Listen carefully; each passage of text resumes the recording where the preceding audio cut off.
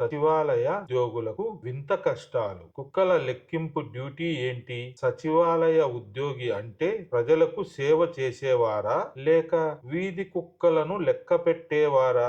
ఏమి జరుగుతోంది ఏపీలో? పార్వతీపురం మున్సిపాలిటీలో వింత ఉత్తర్వులు. శానిటరీ ఇన్స్పెక్టర్లు ఇప్పుడు వీధి వీధి తిరిగి కుక్కల లెక్క తేల్చాలట.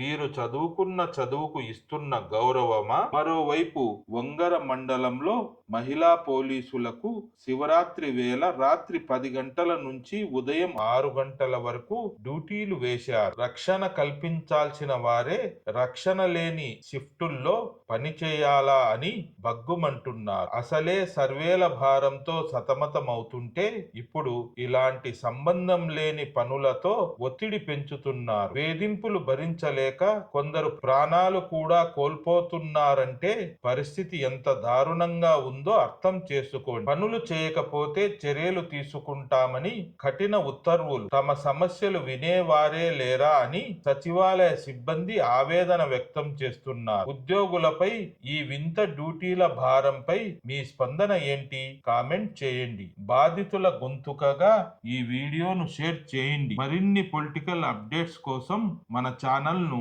సబ్స్క్రైబ్ చేసుకోండి.